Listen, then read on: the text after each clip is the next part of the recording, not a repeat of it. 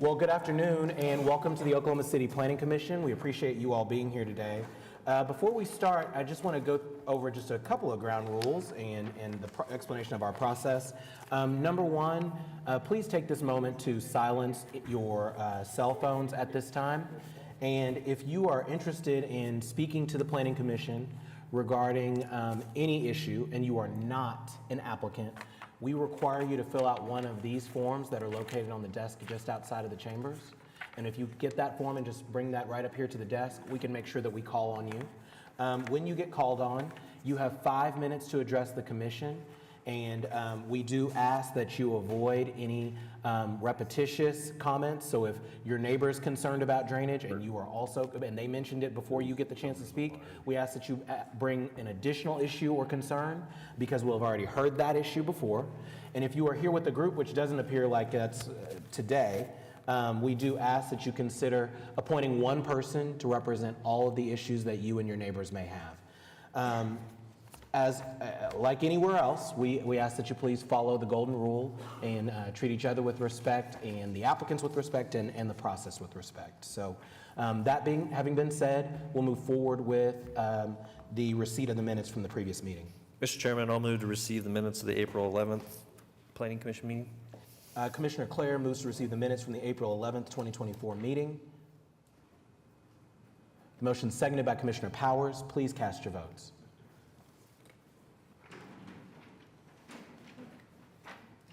And the motion passes. We're now in line for continuance requests, and we'll begin with uncontested requests. We have several uncontested requests for continuance today. Starting under B on your agenda, item 20, PUD 2006, request to defer to May 9th. Item 21, PC 10913, defer to May 9th. Item 22, PUD 2004, defer to May 9th. Item 23, SPUD 1616, defer to May 9th.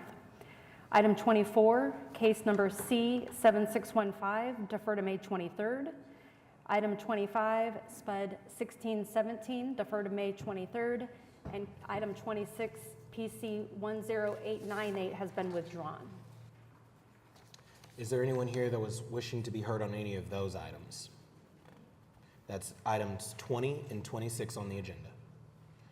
All right, then we're just looking for a motion. Move to grant the uncontested continuance request as read. Commissioner Clare moves to grant the uncontested continuance requests as read. That motion's been seconded by Commissioner Govine. Please cast your votes. And the motion passes. We're now in line for new requests. We have 5 new requests for continuances. Item B11, PC 10928, defer to June 13th. Item 15, case number C7639, a request to defer to May 9th. Item 16, C7643, defer to May 9th. Item 17, SV00025, has been withdrawn. And case number 18, PUD 2003, a request to defer to June 27th. Excellent. We do have one person signed up to speak for item 18. This item is being continued to the June 27, 2024 meeting, but I don't know if Mr. John Adcock, if you'd like to just. So we're actually not going to hear this case until the 27th. Understood. Any questions or anything we can do? No, I thought might take a chance to make some comments about the application, or we could wait until June 27th. However, there are problems with the current application that put it out of compliance with city code. It is a non-starters application. This commission could not possibly recommend it to the city council. So I have a proposal that I believe is the only solution to everyone's problem with this going forward that might be solved before the June 27th hearing. So if you would allow me a few minutes, I might tell you what I think, in my estimation, is the only solution to the many problems with this current PUD and the application. My recommendation would be that since the applicant's attorney is present, that the two of you visit between now and the meeting on the 27th. And then and once you all have, if you reach some sort of resolution, I'm happy to be a part of those conversations. That would be most helpful so that we can hear all of those recommendations when we actually are going to vote on it. Okay. Mr. Pendine, would you like to be part of those conversations today? Sure, happy to. Okay. And so David Box is representing the applicant Yep. on item 18, so I'm sure he Okay. can assist, you can talk to him about getting that scheduled. Okay, all right, thank you. Thank you. Is there anyone else wishing to be heard? Is there anyone else wishing to be heard on this item, on any of these? Then we're looking for a motion. Mr. Chairman, I'll move to approve the new requests as read.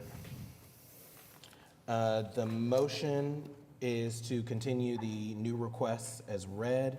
The motion is seconded by Commissioner Privet. Please cast your votes.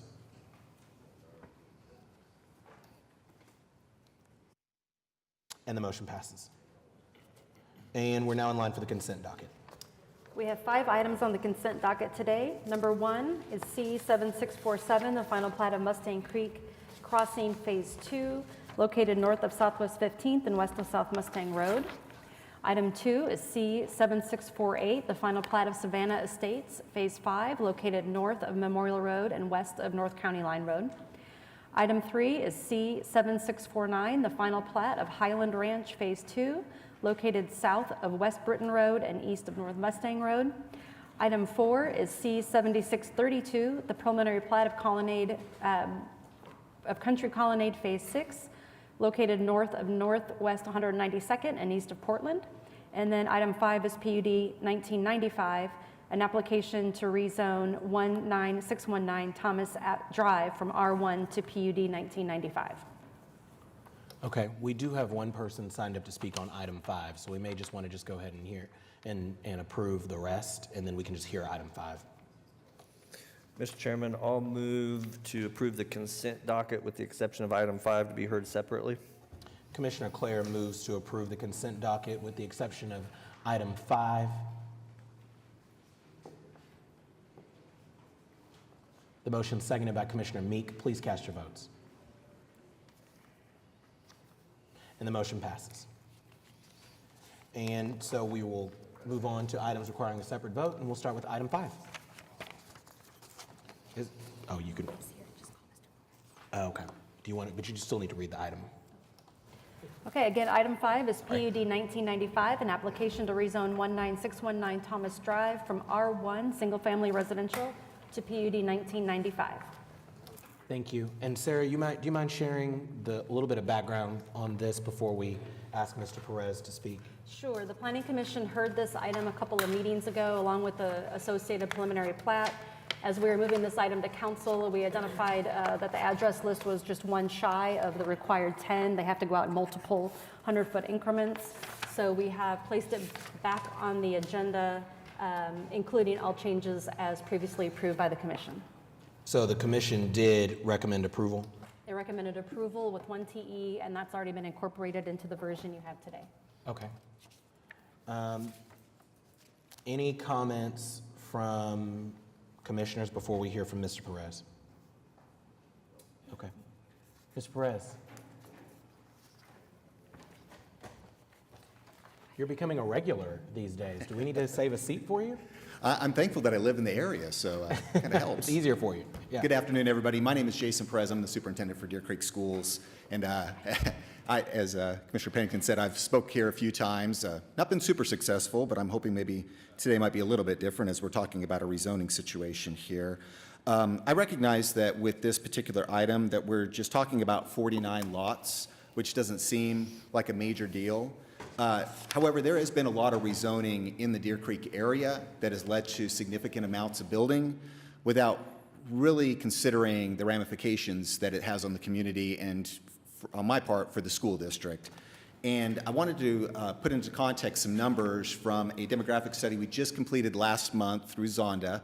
They looked at our whole Deer Creek area and the growth, not just now, but also the projected growth too. And I think it paints a better picture as to what we're really dealing with in our district and how any type of rezoning can be detrimental to us at this point. Deer Creek District has 28 actively building subdivisions as of right now. We have groundwork underway on more than 2,100 lots within 11 subdivisions. So when you consider that much growth, we basically have a subdivision opening up at least once a year. Deer Creek Public Schools territory closed more than 1,200 homes by the end of 2023. and the district has more than 3,500 future lots in the planning stages right now. And we're forecasted to close roughly 600 to 700 new homes annually for the next 3 to 5 years. Now, we're not Edmond Public Schools. We don't have the bonded capacity to run a bond issue every year. We're lucky if we can run them every 5 years. And this type of growth requires more building of schools, and we can't build in that kind of a rate. We're trying to keep up with the building that's already been predetermined for us. Every time that an area gets rezoned, that puts more of a burden on us, and it puts more of a burden on the community as well, because we're looking at traffic situations that we're having to deal with, infrastructure that I know the city doesn't have the funding to be able to deal with right away, and we also run into these situations with the county as well. Our current enrollment in Deer Creek is 8,111 students. We grew by 475 students this year, which is kind of a growing trend for us. Our 5-year enrollment trend is heading toward 10,300 students. We have one high school, and that's all we're going to have for probably the next 2 decades. And at that point, I don't know what happens, I'm going to retire. But Deer Creek High School will likely reach its capacity next school year. This is what we're dealing with right now. And I know it's 49 lots, and we look at it like that's not that big of a deal. It's a big deal. Every time we rezone, it's more of a burden on us, and I just really have to ask, when a rezoning request comes like this, who is this for? It's not for the community. We have a variety of housing in our area. The thought of Deer Creek being, well, this is just a place for 2-acre lots, doesn't exist anymore. We have apartments, we have cottages, we have half-acre lots, 1-acre lots, 2-acre lots. We keep growing. We have a variety of lots. So housing's not an issue for us. Our community isn't asking for this either. And as much as I enjoy the ad valorem, I have to be realistic about how often we can actually build and what's going to be really best for my students. And so I would ask you to please consider the numbers I presented you today and reject this request, because it doesn't benefit anybody but the developer. Thank you. Thank you, Mr. Perez, and always appreciate hearing from you. And I think I've said numerous times, and I'm going to keep on saying it, I'm going to go with you to the Capitol whenever you're ready, because this is a problem of the way that the legislature funds our public school system. It's inadequate. It does not allow us to scale up quickly. It does not allow you to be able to make adjustments more quickly. And I think that that's awful. I think you're to be commended, because clearly people want to build in this area because of the great job you're doing running the school system. So people want to be where there's great schools. I think I empathize for sure, but I feel like our role is to decide land use. And for me, this fits as something that's appropriate land use for this area. I too share the infrastructure concerns. I share the school concerns, just like I do in pretty much every suburban part of Oklahoma City. So I think we're going to need a comprehensive solution to the school funding issue. And it's beyond our scope, in my view. But we have talked about this a lot. So, other thoughts?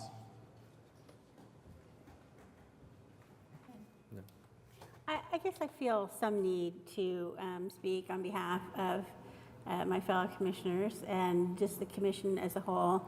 I can't agree with Mr. Perez that we approve these residential subdivisions with no thought given to infrastructure or impact on schools. I mean, I just don't think that's accurate. I think we think about those things a lot. I think, we would be more than happy to exercise more control and authority than we currently have, but that's the point. There's a limit to what we can do.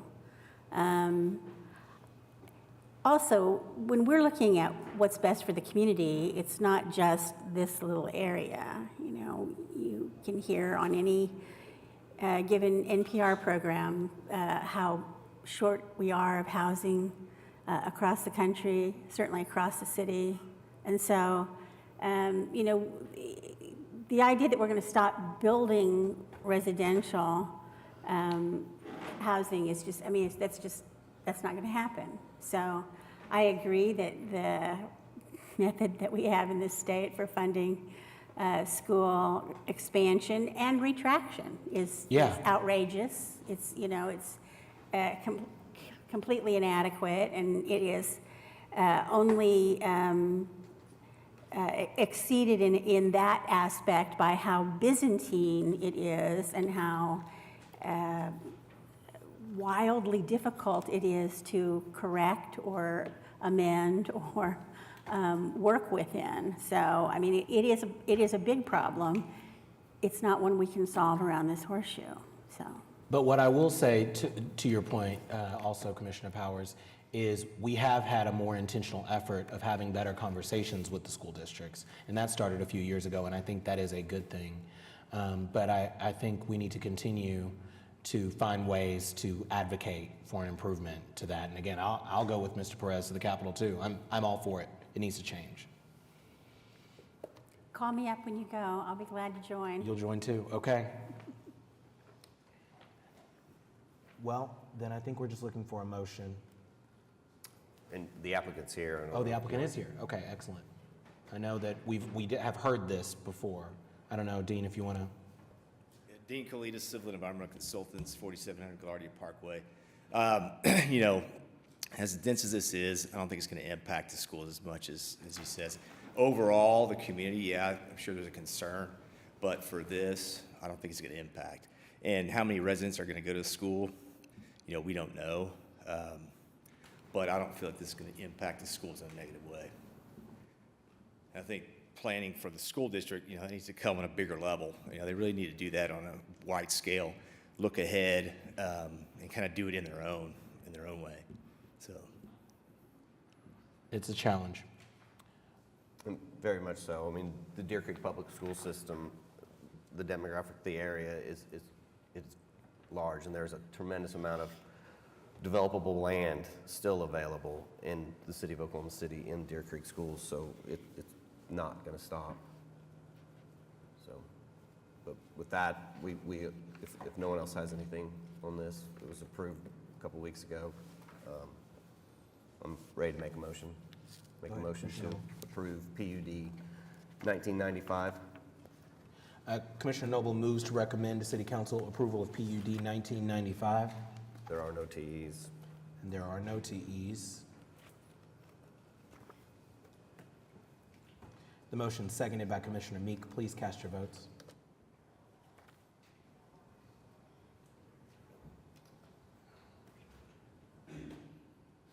And the motion passes. Appreciate it. We're now in line for item 6. Item 6. Item 6 is case C. Hear me? That's okay. Sorry about that. Item 6 is case C 7646. It's the preliminary plat of Mustang Lake, Section 1 revised, located south of Southwest 44th Street and west of South County Line, and a variance request to table in section 5.3.2.a of the subdivision regulations. Good afternoon. Kendall Dillon with Crafton Toll, representing the applicant. This is a 12-acre parcel that sits on the west side of County Line. You can see there just north of the Kilpatrick Turnpike. A few years ago, the OTA actually owned this, and I'm sure you all saw a lot of applications when they decided to sell a lot of, in essence, leftover tracks when they didn't need any more after they constructed the turnpike. My client bought this back in 2021. We made an application. You all approved a preliminary plat as well as the PUD back then. Since then, we're trying to figure out a way to develop it and actually make it pro forma. Running into a few struggles there, but then, so this is a preliminary plat or a revised preliminary plat. In relationship to what it was that you all previously approved, it's really very similar, with the exception of the cul-de-sac has been extended a little bit further to the west, just to try to make a little better use of that area that, back to the west. In doing so, it kind of, it creates a cul-de-sac that's a little longer than your subdivision regulations. So if you look at the TEs, there are 7 TEs, 6 of them are standard TEs. TE number 2 is a variance request for the cul-de-sac. Again, we really need that variance to help. I think the difference in lot count is like 7, so it helps us a little bit there. If you look at the staff report, there's no adverse comments from any of your staff. Again, it's a very difficult project or shape project. The topology and everything sets up, and I think subdivision regulations, this is kind of the reason that it implements the variance. So we'd request a variance on T number 2 and be happy to answer any questions you have. Thank you. Kendall, do you know exactly how much that variance is? 460 feet. Okay. I believe this is in Ward 3, Commissioner Meek. Yes, sir. I did look into this, and to me, they, just like Kendall said, extended into the green space, common area. States that they're supposed to have 0.38 acres of open space with 0.17 devoted to recreational, and they still have 3.39. Unless any other commissioners have anything regarding this, we don't have any protesters here signed up to speak? No. Okay. With the Stubb Street and the extra 460, we'd have to vote on the variance first. If nobody has anything else, I'm ready to make a motion. Okay. I like to make a motion, move to approve variance 5.3.2.A. Commissioner Meek moves to approve a variance to table 5.1 in section 5.3.2.A of the subdivision regulations. That motion's been seconded by Commissioner Newman. Please cast your votes.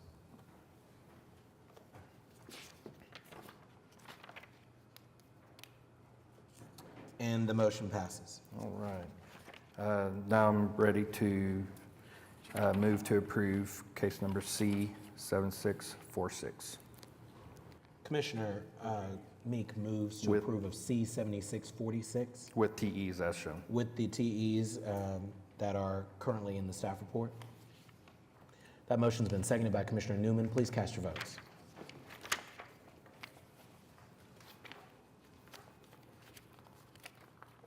And the motion passes. Thank you all. Thank you. We are now in line for item 7. Item 7 is case PUD 1700 SP01, which is an application for a specific plan pursuant to the approval of PUD 1700 located at 904 Northeast 4th Street. Good afternoon, David Box, 522 Colcord Drive, here on behalf of the applicant. This is a specific plan application for the Jewel Theater. This is a building that has long been in disrepair, and this application will allow us to move forward for the restoration of that. I know there's a lot of excitement about it in the community, so we're excited to get your approval today and be able to move forward. Happy to answer any questions. Thank you. This is in my ward. I'm very excited to see that this is being redeveloped. What's the timeline, David? I think as soon as you guys can say yes and the city's computer system can process that the yes occurred, we can move forward. Awesome. Well, I think it's great. I'm in full support. It's iconic. It'll be an improvement to 4th Street to go along with all the great things that are happening with Paige Woodson. So it's exciting time, and I'm in full support. Any questions from commissioners? I think we're just looking for a motion to approve. Happy to make a motion. I'd like to note that staff's review of the specific plan for the development indicates the proposal is consistent with PUD 1700 Master Design Statement and the Master Development Plan. So I'll make a motion to approve PUD 1700 SP01. Commissioner Clare moves to recommend approval of the specific plan number 1 for PUD 1700. That motion's been seconded by Commissioner Govine. Please cast your votes. The motion passes. Good luck. Thank you. We're in line for item 8. Item 8 is SPUD 1607, an application to rezone 11765 North Morgan Road from PUD 1872 to SPUD 1607. Good afternoon, Mark Zitzow with Johnson & Associates. Address is 1 East Sheridan Avenue. Before you is a PUD within PUD 1872, which is an industrial development. There's a headquarter company that is looking to locate here with their temporary batch plant. If this looks familiar, that's because it was on your docket a little over a month ago. We spoke to the adjacent property owner. That's what led us to defer the item so that we can renotice. We actually slid this operation over a couple lots to create the buffer with that. Mr. Farha was agreeable to the application. We've received no other protests or comments. Happy to answer any questions, but staff recommends approval, and there are no TEs. Thank you. This is in Ward 1, Commissioner Clare, and we do have one person signed up to speak. Okay, let's hear from. Okay. Jordan Short.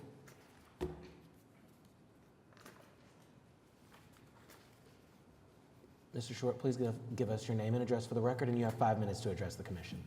Yes, my name is Jordan Short. My address is 11605 North Morgan Road. If you look on here, you can see that my home is just to the southeast there.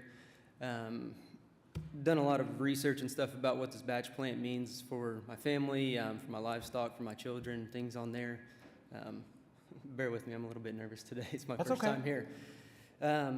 But the batch plant on there promotes a lot of concerns for us from a health standpoint, as well as a nuisance and all the rest on there.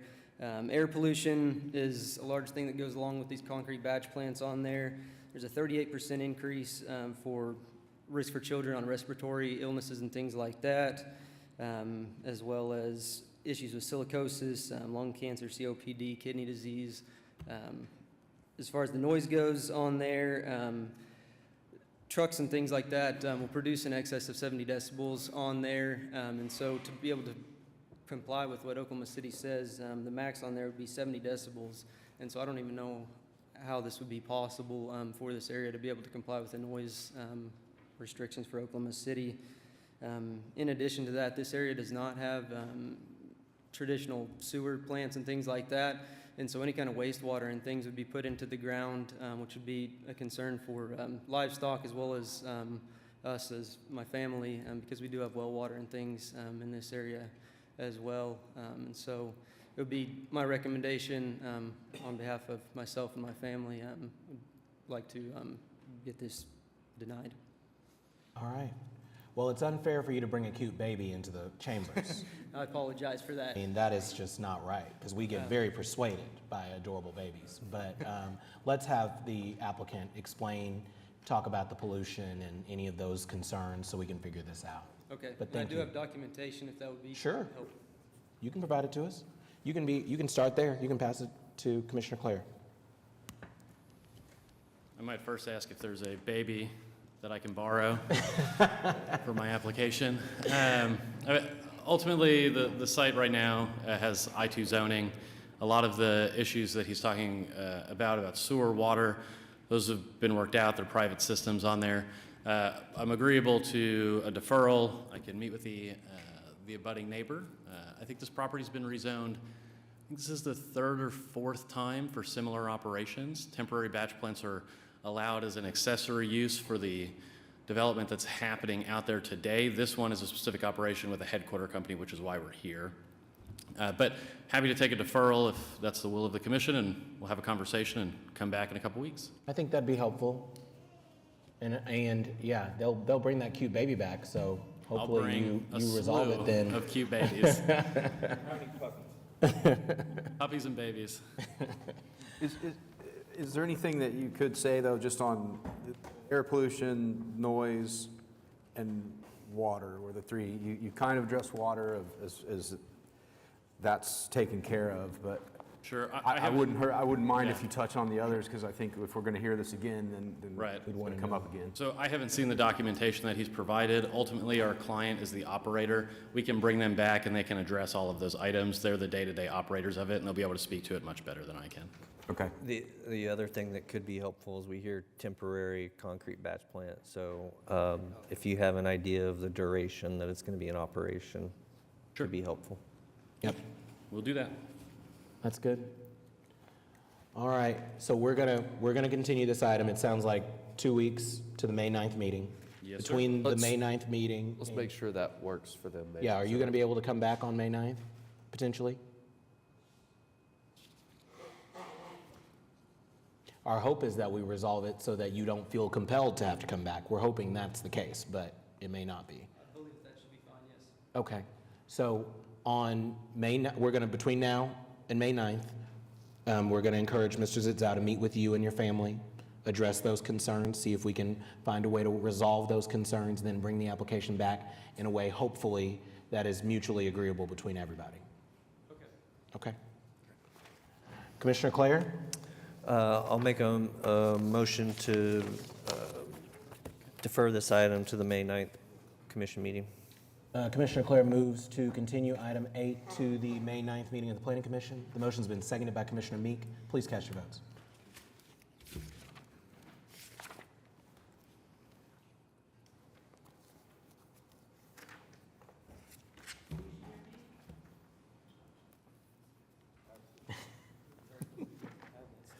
And the motion passes.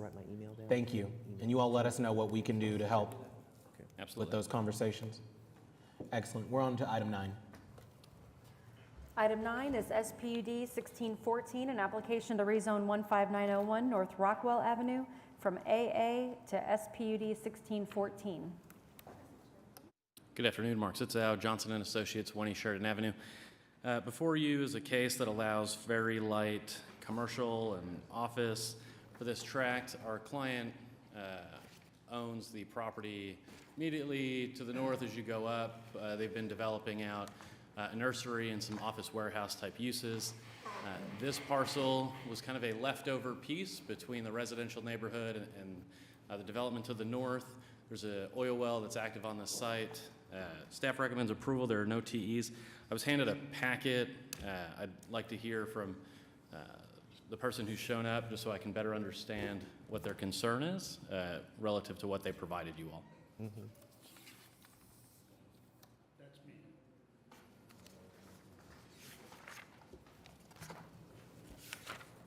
I don't have the copy of It's that. this one. Yeah, I gave my copy away, I think, now. There we go. Okay. Does anybody, I don't have any questions about it. I don't know if anybody else does, but I know we do have one person signed up to speak, which. Say that again? I was just noticing that should be there's extra some copy. pipelines Yeah. drawn on it. Okay. On the bill, but You we'll have one? assume that's Yes. the focus. Okay. My name is Thomas Thompson, 15904 North Rockwell. I am a former Deer Creek teacher, disabled combat vet. I live in the neighborhood directly behind this particular area. And I apologize, I didn't have a chance to put together a better presentation. I just got the notice about 4 days ago. I put together 7 pages to talk with you about, and this covers my concerns with the different things in this area. I'm strongly opposed to this being reclassified to daycare in particular. Not so much as light commercial, but for daycare, and I'll tell you why. Looking at the original and the revised maps that they put into the original application. The original map shows, and I've added the pipeline that ran right through there. They had put a parking lot right in the middle of that pipeline easement right over the top of it. And the pipeline company that owns that, Energy Transfer, wasn't aware that they had thought to do that, but I noticed that they caught it and put out a revised, which is page 2, put out a revised page. Now, the only problem with this particular revision is that they've backed those buildings up against the oil storage tanks that are inside the pump jack area. And they're within actually 50 feet of the storage tanks there. And if they make those buildings 35 feet tall, which is what they had put in there, they would be twice as tall as the oil storage tanks, and they would need lightning protection added to them, like a 50-foot rolling ball of lightning, to keep them from causing a transfer lightning bolt hitting those storage tanks and exploding. They do have lightning protection on them now, but if they put a building right back up against that. So they actually need a 50-foot gap between the storage tanks and the beginning of the first building for the lightning protection there. You guys are more familiar with the oil and gas stuff than I am, so I'm sure you already knew that. Also, if you go to page 3 here for just a moment, there is, right along the top edge of the area, there is an oil site right-of-way road that is not shown on their map here. Now, they did show their entrance coming in where that oil site right-of-way road is. The problem with that is that they're blocking that oil site, the storage tanks and the pump jack. Last December, this was the oil rig that was back there in that site. And so they need room to get through on that road. And that road is the only road, you'll notice, coming in off of Rockwell that doesn't cross over the pipeline, the oil pipeline there. The weight limit is the problem with crossing over that pipeline into any other place. They can't get the oil rig to the pump jack without crossing over the oil pipeline, which would cause damage to it. You already know this. I wouldn't be so sure, sir, but please go ahead. So the oil storage problems and the different pipelines that do cross right there actually do create several problems, obviously. And they fixed that with the oil site right-of-way road. It doesn't cross those pipelines except in one place, and it's only the liquid gas pipeline that it crosses, which doesn't get damaged by the weight the same way the oil pipeline would.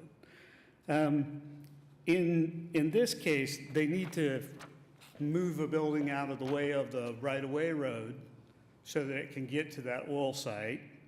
And they need to make sure they're not back up against those oil tanks with that 50-foot space there for safety protection on lightning for that in particular case.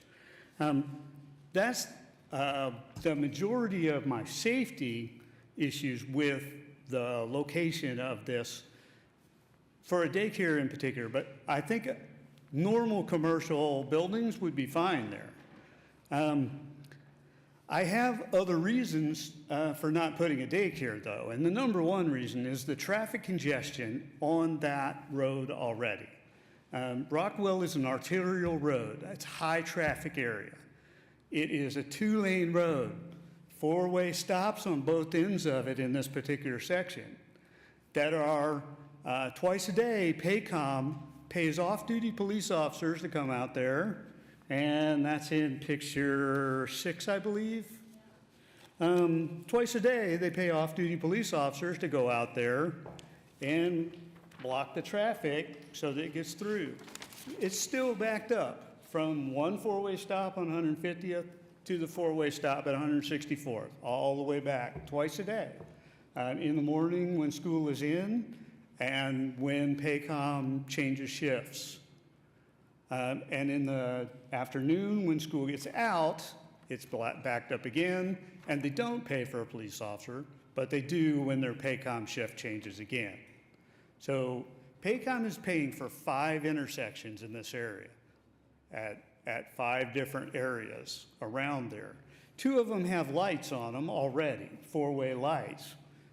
The other 3 are just stop signs, and they're still backing up quite a bit around this area. So the traffic congestion is very bad. 30 seconds remaining. Yes, I'm sorry. The area, the site that they picked to put this particular thing in would only have 1 entrance in and out because of the pipeline, which is going to cause problems if it's a daycare with drop-off and pickup.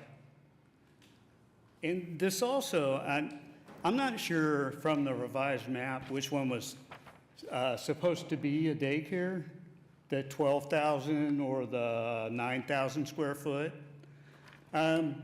12,000 square feet would actually be the largest daycare in Oklahoma County. So that's a big daycare to put in the middle of a road with 1 entrance and exit on a high traffic road already. So I had to look quite a ways to find another daycare that was actually larger in Oklahoma County. And there's one in proposed, but not actually built yet. So this would be a large daycare, capable of up to 200 kids. 200 kids dropped off during the day could be quite a bit of traffic added to this. Okay, Mr. Thompson, your time has expired, but can I'm I just sorry. ask quickly? So you're saying there is a concern about the safety of the storage or use of the oil operation to the west? Yes. And there is a concern about the traffic flow on Rockwell? Yes. Okay. And the oil would be a concern for the daycare, obviously, too. Okay. Yeah, Thank you very much. thank you. Did I answer your question? Okay. Yeah, you gave them plenty to answer for, so. Yeah. And- So a few things. When we submitted the application, the survey hadn't been back yet. That's why a site plan was provided that did not show the easement. The moment it was caught, the site plan was revised. Like most applications that involve some sort of oil well or equipment, we work with the operator through the development process that's typically post-zoning on access, changing easements as necessary. We use the existing drive because it's fairly commonplace. So when we caught the easement, we redid the drive.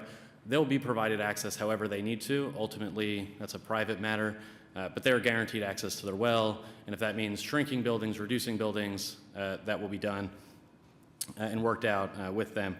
In terms of the offset, we'll meet all Corporation Commission requirements in terms of building placement next to the storage tanks. Just looking at it, it does look like we're slightly over 50 feet. It's a 40 scale drawing. We're over an inch away from the oil tank. So I believe we already meet the 50 feet that was mentioned. And then if it appeases the commission, when we filed the application, there was a buyer that was seeking to do a daycare. That is no longer the case. That buyer has walked away.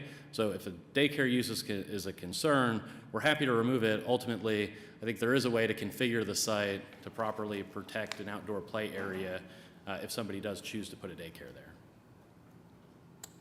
I mean, for me, there's a child care crisis in this city. We need child care. The other thing is, we are also Oklahomans. Last I checked, pretty much you can go to any neighborhood and be next to an oil and gas operation. So I'm a little less concerned about that personally, but I'm open to hearing what the commission thinks about it.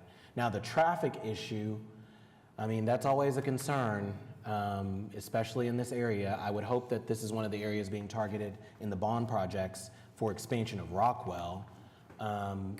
Chairman, I did look it up. So they're going to widen Rockwell from Memorial to 150th, which is just south of this, and then from 150th to 164 is only a resurfacing of the 2 lanes that are there. Yeah, in the current bond, but in the current, next bond, it's on the radar to be It's on radar widened. too. And then Commissioner Claire, can you put on your former traffic commissioner hat for 1 second? For the community to request like signalized, intersections and that sort of thing, what's the next step if you're a neighbor, you're Mr. Thompson, and you want to make sure that they're doing what they can to address those traffic issues? They can go to Traffic Commission and request a signal. They're going to do their due diligence and determine if the counts are there, if it's needed. If it is determined that it's needed, they can put it on. It's likely identified as an unfunded project, so it goes on the list without funding. And I mean, it could be years before it comes to fruition. Public Works is well aware of Paycom and the traffic situation up there, and so it's all being looked at for 2025 bond issue projects. So it's on the radar. It's serious. I mean, and it's not going to be fun until that's fully resolved. I think that it's better to have, when we're thinking about our duty, thinking about the highest and best use of land, is it consistent with the comprehensive plan, all of those considerations, it makes sense to me that we find a way to make the land useful. Again, I personally don't have any objection to the childcare use because I know that is needed wherever it can go. And it's just one of multiple uses on this SPUD. It's with the C1 base and neighborhood commercial district. I'd add that on a major route to a major employer in this city, It's also an appropriate spot for a daycare. Of course, any daycare operator is going to look at the operations of the oil and gas and screen it and protect it as they need to. And any parent that's seeking to enroll a child is going to see what is in the backyard of the facility. So, but if we need to add a 50-foot buffer from the back fence where an outdoor play area can be, amenable to that. And lightning protection. We'll meet the lighting code. And then in terms of lightning protection, that's the Corporation Commission governs all of that. Because, yeah, I don't know how we would have authority or frankly, the expertise to know what would be appropriate for that. Okay. Commissioners, Chairman? Yes. There's also a above ground petroleum storage tank division that looks at every one of these permits and makes sure that like Energy Transfer would be in compliance with their dam diking, to hold the amount of the storage tanks that are on site. I can promise you they're also watching from the wellhead. There's, I believe, a 250-foot radius for workover rig tie downs that they're not going to let encroach, and that wellhead's further back to the west, so of the storage area. So I'm sure that, I know they would require that to remain clear. The biggest thing I see, and as Mark addressed it, is that building that blocks the access wouldn't be allowed by the operator. They'd have to modify the site plan in some sort, and I understand that. This is just a very preliminary site plan. Okay. And I think we're just looking for a motion if there's no other changes. I'm ready to make a motion if there's no one else to speak, or, no. Mr. Chair, I'd like to make a motion to approve SPUD 1614.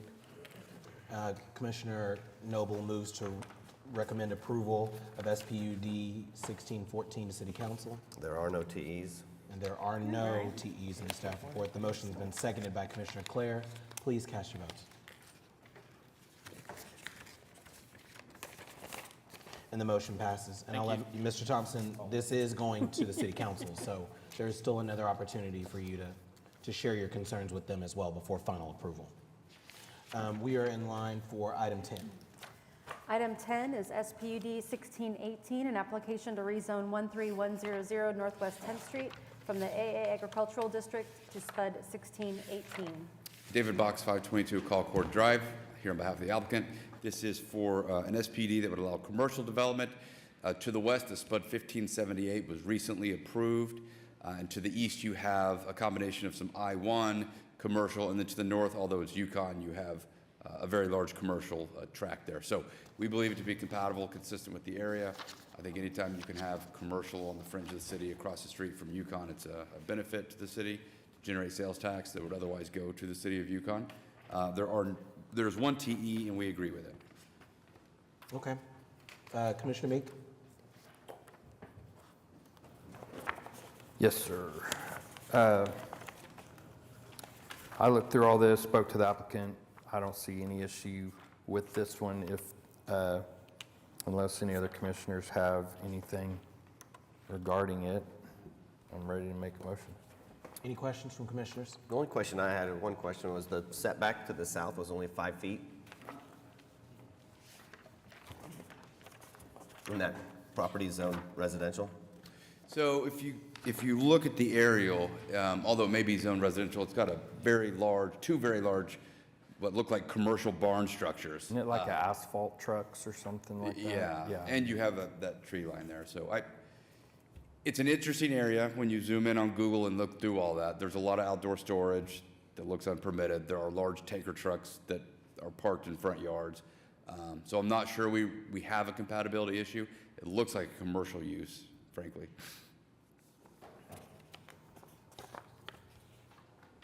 That was what gave me some reassurance that it was less of a concern. But, I mean, we can certainly address it if that's... I did have that highlighted, and when we went through the Zoom meeting, it was pretty commercially there, and so... And the existing use appears to be very much so. For the future, I was wondering. Yeah. Yeah. We're talking about a difference of 10 feet? they're at 5, but it would be 15, so it'd be 10. Oh, or 20, okay. and then 15. Okay. I don't have a problem with it. It's tree lined. They're staying. And those buildings to the east are frankly closer than what we would be. Yeah, true, that's too. the other thing, is the ones that are beside it are at least 20 feet further back. So if there's nothing else, I'd like to recommend approval for SPUD 1618. Can I ask, will you be preserving the tree line to the south? So it looks like it straddles the property line. To the extent that they're on our side, I'm not sure it's a problem, but looking at the aerial and that survey before you, I think that the base of the trees are actually south of us. Right, it looks like they're the neighbors' bases. It looks like just part of the canopy comes over to our property line based on the survey. You see this one? Should we have a TE that says the trees shall be retained if they're within the 5-foot setback? I just say Are you trees good will with that? remain no matter what. Why don't we say the trees will be retained within the 5 feet to the maximum extent possible, which is kind of the standard language for trees. I'm good with that, Okay. adding that TE, as David read into the record. Commissioner Meek moves to recommend approval of SPUD 1618, adding an additional technical evaluation requiring the retention of trees on the south side to the greatest extent, on the south property line to the greatest extent possible. That motion's been seconded by Commissioner Powers. Please cast your votes.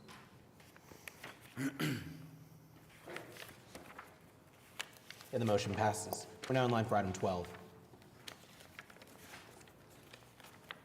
Item 11 was deferred. Item 12 is PUD 2002, an application to rezone 1103 Lifestyle Drive from PUD 20A and PUD 20B to PUD 2002.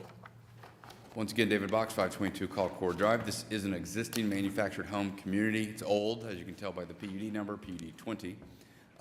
There is a new HUD-approved product that my client desires to put on this site that the current PUD would not allow under the language. So the PUD is simply allowing that HUD-approved duplex product to be phased into this existing development. And there are no technical evaluations. Excellent. This is in Ward 1, Commissioner Clare. Yeah, I really don't have any questions. I think this could greatly enhance the area with this development. I would like to note that there's no changes to lot sizes or setbacks are contemplated or needed to allow the lots to be converted to duplex homes.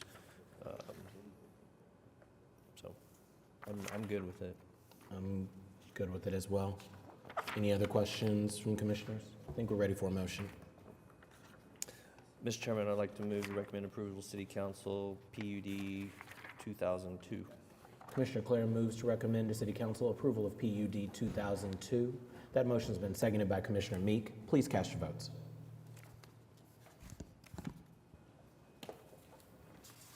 Motion passes. And we are in line for item 13.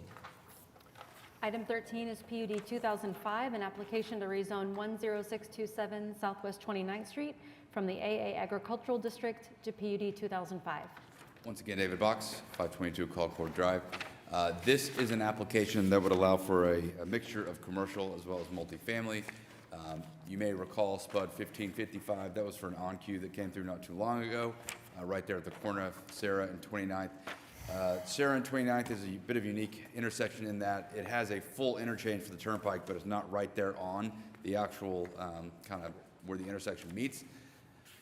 In talking to Commissioner Meek, he requested that if we could limit the multifamily to the north half of the site, that would ease some of his concerns, and we are happy to add that. There are no TEs, but we'll add a TE that would limit multifamily to the north half of the site.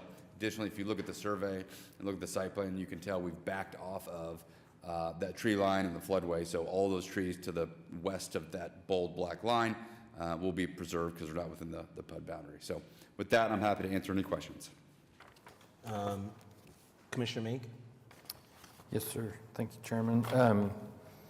Yeah, I spoke with David. This is a difficult area. We've had a lot of protests in this area regarding multifamily, small. We've dumped a lot of small lot housing in this area. This area is a nightmare for traffic, and it lacks services. I don't think on the uses being requested to be permitted, the only one that stuck out to me was the multifamily, and it was 12 acres. And I called David, had some concern. He spoke with his client, and he called back and offered the north half only, which takes it roughly down to where they could still do about at R4 being 34 units per acre, could still be about 200 units. So this was something he and I worked on, but I'm really looking for thoughts with you, from any of you other commissioners, that if that's acceptable. If so, we tried to reel it in some. As far as the other uses, I believe people in that area are looking for services. Thoughts? I mean, more rooftops means more access to services. I also get really concerned about, I understand, I don't live in this area, but I would also be frustrated if it was very difficult for me to leave my neighborhood or get on the highway, et cetera. So I'm sensitive to that, because that makes sense. My other concern, though, is when we make decisions to limit the ability for people to live in areas that are highly desirable because of a temporary problem of the street infrastructure. And so I'm just more hesitant to say absolutely no when I know that we can fix the problem. It's a solvable problem by building bigger roads, by building better infrastructure. I also know that you'll, again, have better services when there's more people there. So I'm hesitant to totally eliminate multifamily, but curious to hear what everybody else thinks as well. But the proposal is not to totally eliminate it. Yeah, but I think he was just getting a feel for where we were with multifamily. And again, if I were Jeremy and I had to take the phone calls from my neighbors, I would feel differently perhaps. But. Right. It is worth noting, there is no protest. You know, when Right. Zitzow came through west of the creek, he had a bunch I heard of Mark was making babies cry at the planning commission meetings. Yeah. You know what? Here we are. Right. Quiet. That's why he passed it off to you. Yeah, the noticing I did check out. And there's not that many multifamily available residences in this area, so it's kind of a... We've released one catty corner that's giant, like 12 or 1,400 units. Commissioner Meek's favorite 30-foot lots are just west. No, I'm talking about another multifamily. Oh, another one. Oh, okay. Catty corner from the intersection of Sarah and 29th, the opposite from the OnQ. There was a multifamily that was released there. Hasn't, I don't believe, been built yet. I don't think so. Correct me if I'm wrong. Yeah, no. So the southeast corner of Sarah and 29th was a large PUD that we did for Anthony Rizai that was totally disrupted once the turnpike came through. It bisected. Okay. He had a 320 and it completely bisected it. Okay. And the PUD 1735, I don't know what we came back with, but I don't believe, it's not, there's nothing I've done that is at the level of 1,200 units. Maybe it was the original one before the... Well, I don't know. But then to the northeast, you obviously have a single-family residential subdivision. But there's nothing of the density that I heard you say. Okay. One of the main problems in this area is the approximate location to the intersection. I mean, if it was further back, none of this would be an issue, but the stacking, even with the road being widened, you know, I have to go on record and say this is going to be a problem. These people south of this, they just can't get out of their neighborhood. You can't turn left for anything, and to turn right, you're at the will of friendly Oklahomans letting you out. I've done it 3 times. They do have 2 access points. They access both 29th and Sarah. Right, but the access on Sarah has the whole school, another school scenario issue problem further down. But yeah, I'm happy. I do know that I know staff worked with you, you limited a lot of uses, or removed a lot of uses. I know the 100-foot setback on the west was very helpful, and limiting to half was was very helpful. If there's any other comments? All right. With that, I'd like to recommend approval of PUD 2005. There are no TEs. We're adding the TE. adding one TE of limiting the multifamily to the north half of the proposed PUD. Of the property. Commissioner Meek moves to recommend to City Council approval of PUD 2005, subject to the additional technical evaluation as read into the record. That motion's been seconded by Commissioner Privet. Please cast your votes.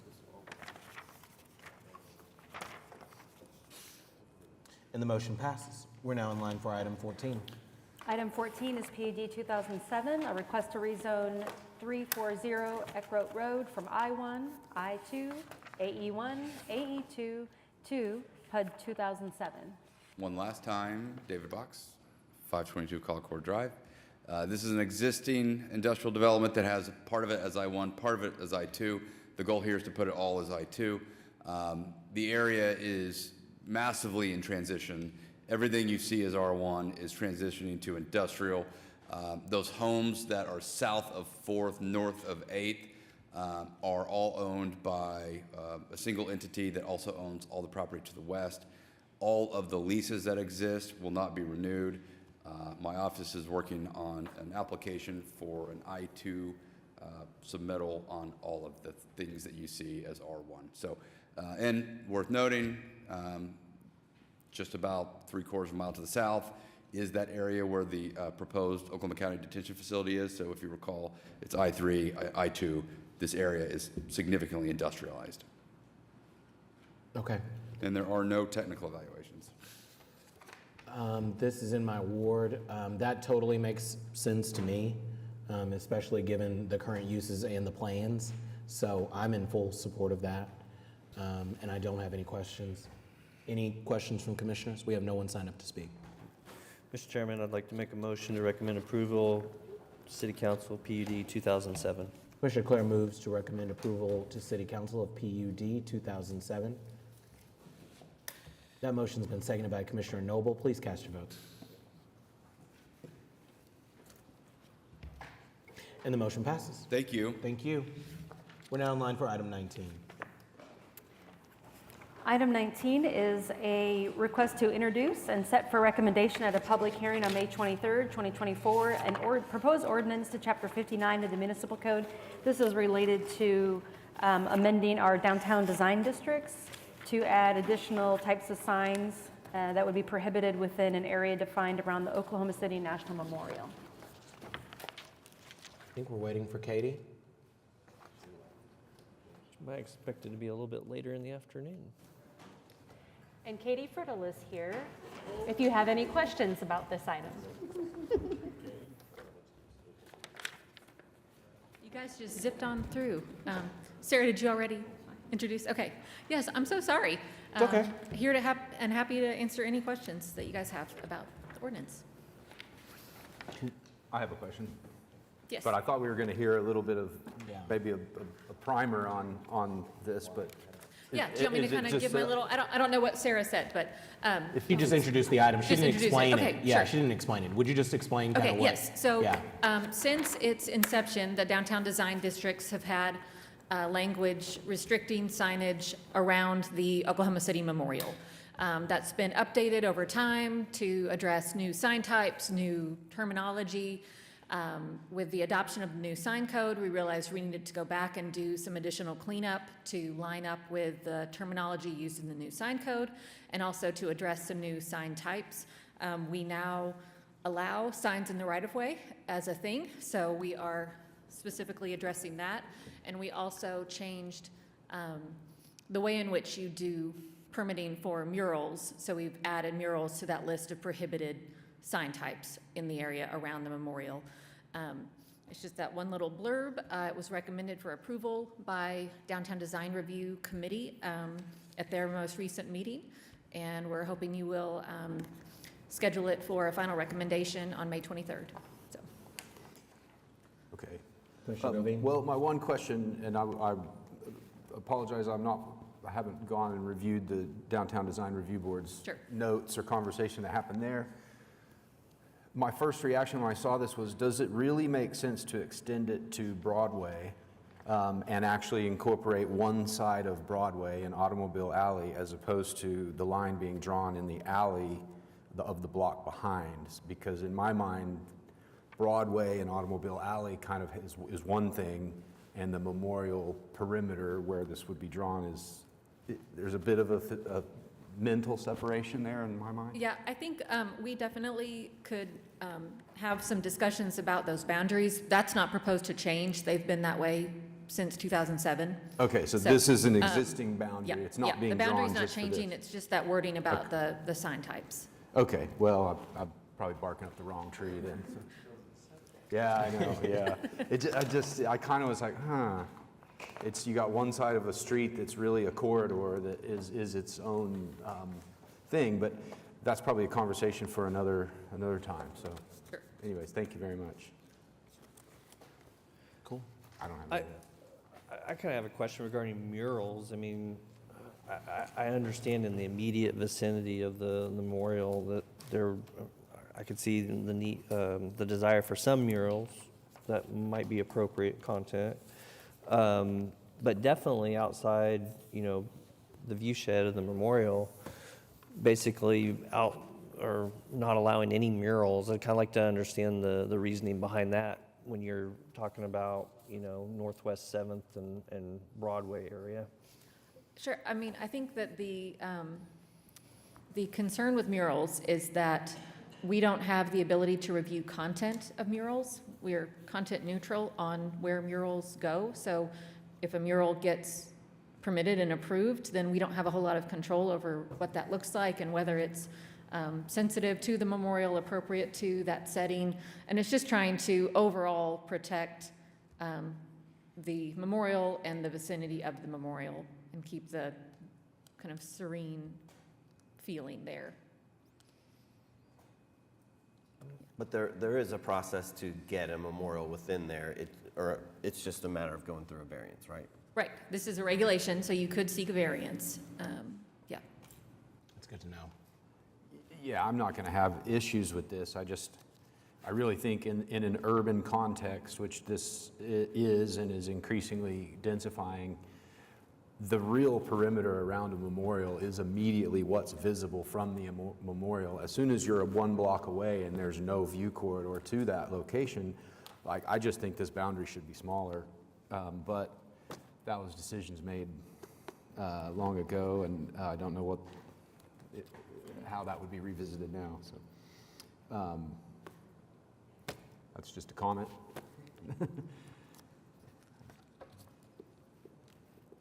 I suppose. I have a tendency to agree with you about Broadway, and I'm not suggesting that, but I think it's something for consideration or at least thought, because I think Broadway, when I own Broadway, I don't think anything about the memorial. I mean, Broadway's a completely different entity in the city to me, so.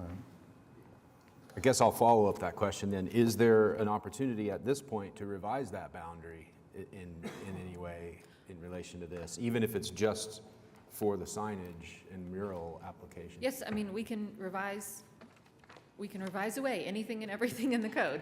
I think at this time, in the interest of getting that language updated so that it is consistent with the sign code, we would hope to move forward with the ordinance as proposed, and then we can certainly explore whether that boundary is still appropriate or whether things have changed in this area since 2007 and we want to reconsider what that boundary captures. So, I'm comforted by the fact that they can seek a variance, though. So there is a remedy. That's not a good one, though. Variance is not a good way to be doing sign approvals, and that's not a good idea.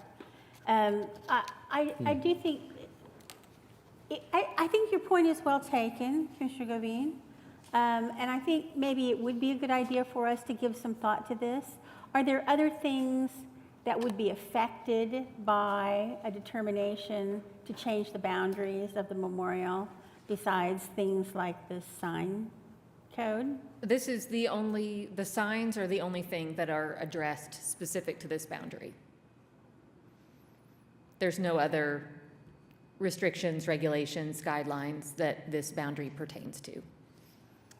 So, and while I fully appreciate the desire to move ahead with what we have and the work that's already gone into it and the discussion and so on and so forth, once we do things like this, it's kind of hard to back them up. People get invested in them. I think if we have a strong feeling that the eastern boundary in particular, but maybe others, maybe we should think about this a little bit.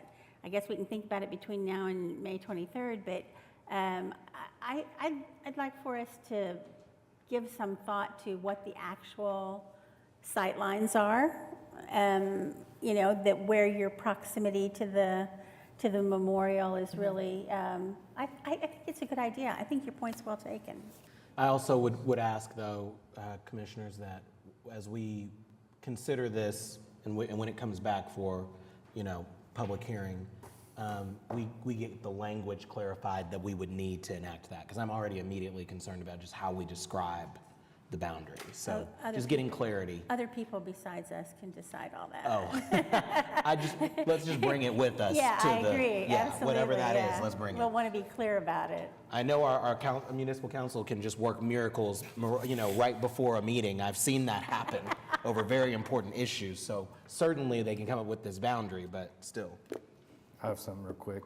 I'd like to thank you for pulling this up and figuring out that it needed fixed with the new sign ordinance. I lost my aunt to bombing. She was the vice president of the Federal Employee Credit Union. I know in the 17 years since this was passed that 17 years ago was very protective of this area, but I do agree with the comments here that, especially on Broadway, if it was pulled back to that alleyway, I believe the footprint has shrunk over the years of the sensitivity in the area, and as long as everyone else agrees, I'm good with that. I think it's a good idea, so that you wouldn't have to go through a variance process on Automobile Alley and Broadway, and it's a very heavily traveled area.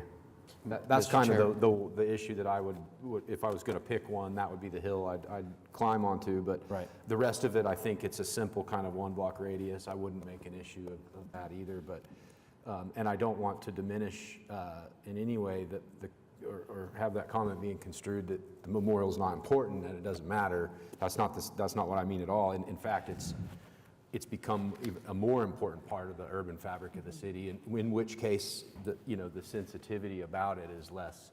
It's part of Oklahoma City, so that's really where it's coming from, not out of lack of respect for the memorial. So my thought as staff for Downtown Design Review is that we would need to consider whether they need to weigh in on a different boundary for this.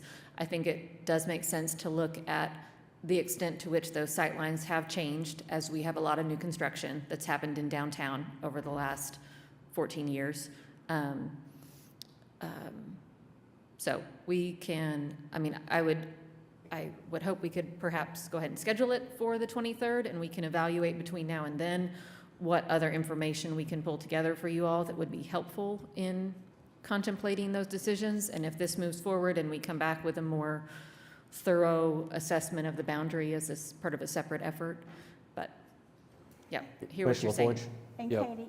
I'm in agreement with everybody who's, all the comments and where you got there then, just making sure it would be, I think we could, if you brought the information, be ready that next meeting. We can do both the boundary and the sign here starting at the Planning Commission. It doesn't have to first, like if the City Council already approved the boundary, we can just start from there and change both the boundary and the restrictions. I'm gonna look at. I'm just afraid that we can't do both in one fell swoop, can we? Well, I almost said Sarah Welch, Planning Department. This is it's strictly a text amendment. So if you look at your, on the back of, in your packet on the back of the map, it's just a 2-page ordinance. And that's where it is both defining the rules and the boundary. So. And so we can start here by amending both and then Yes. take that to the City Council? You can, I'm in yes. agreement with everything. I think we should be looking at both. Yes, yours will be a recommendation to City Council, but it may also become a recommendation to the Downtown Design Review Committee that Katie may have to take back. Is that what you're thinking? Yeah, I'm thinking it might need to go back to downtown design. I think we may also want to ask the memorial Yep. themselves what they think about the boundary Yep. and what concerns they might have. That was my concern, is if we just start here, I'm afraid there might have been a foundation to be laid. Yeah, my impression is that they were very involved in this at the beginning, so I would be hesitant to just shrink the boundary without them weighing in and saying that they felt comfortable with that. And so the reason I saw it, and so maybe not just setting this for May, whatever you said, 23rd. unless we're in a rush, let's make sure. The rush they is can all simply do that we have some sign types that are now allowed that are not addressed in this. And we have language that doesn't match, which I think we can work through that. It's kind of a technicality, but we have signs in the right of way that were previously not allowed and now they're allowed. Got And it. this would prohibit So, those. With that then, should we not approve today the restriction? I was with you, Well, I think, Commissioner, but. I think the action for us is to set it for hearing. That's the Okay. Oh, action. we can't even finalize anyway, okay. Yeah. And if it's not ready by that time to change both, I think we should change the sign restriction and be sure we follow up with the boundary. Yeah. Yeah.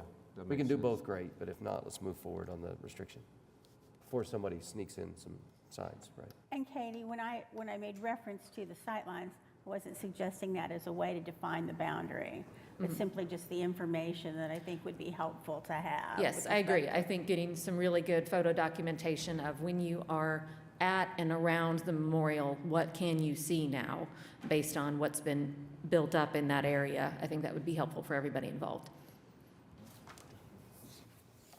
So it sounds like we can go and move forward with setting it for hearing. Let's do it. Between now and then, there need to be some conversations with staff about how we might go about this and ensuring that the proper parties are at least involved, are going to be set to speak to us at least on the 25th about, or the 23rd about this. I can tell you now that I will not be present on the 23rd, just saying, so I hope Commissioner Claire is going to be here, but And what I would say, if I wasn't clear, and maybe y'all don't agree, but if we're ready to do both, then let's do it. If we're not, let's do the restrictions, and none of us will forget to come back on the boundary. we'll And do that's that. just, that would be amending a design district on the comprehensive plan, right?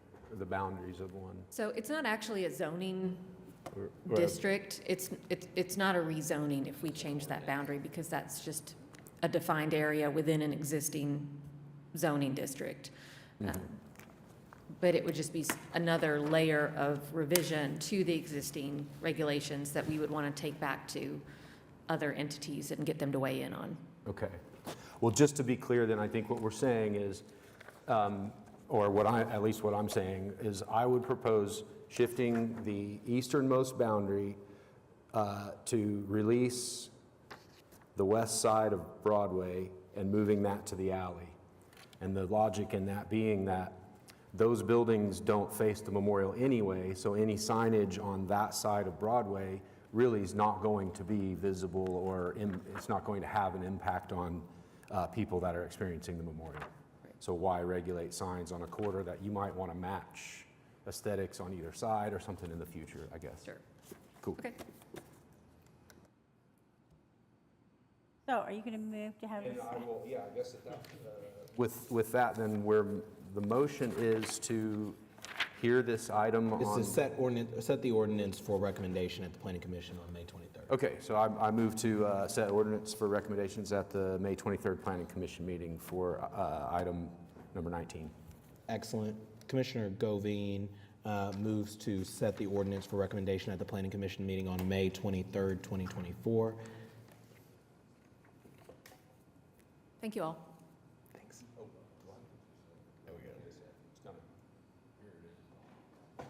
The motion's been seconded by Commissioner LaForge. Please cast your votes.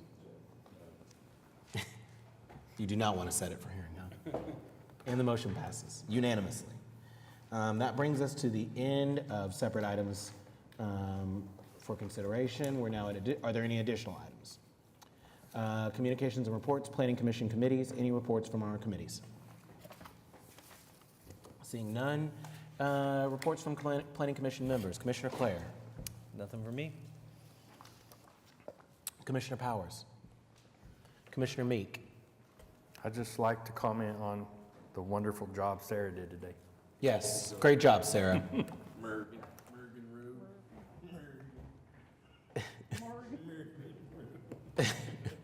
You're not going to live that one down, Sarah.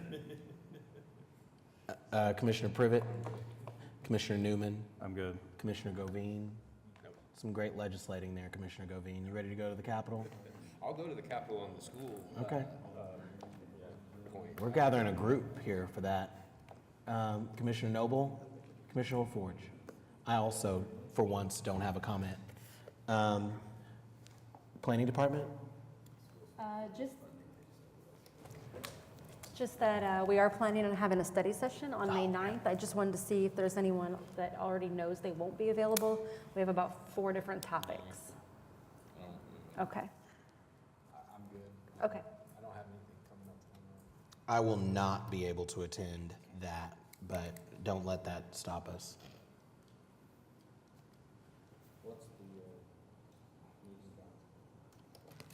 We have 4 potential topics. Currently, they are what we think are minor amendments to the Downtown Design District, which if we get there and our Development Regulations Committee thinks otherwise, we'll hold another one, but we believe them to be minor.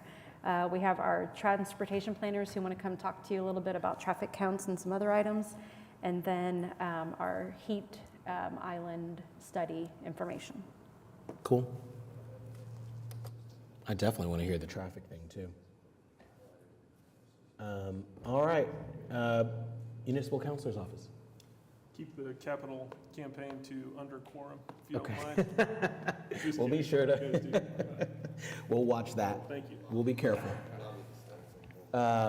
Citizens to be heard, no one's here. Barry? Okay. He hasn't gotten to speak today. That's a rarity. Oh, you want to come up and tell us about drainage? You sure? All right. Seeing as we reached the end of our agenda, we're adjourned.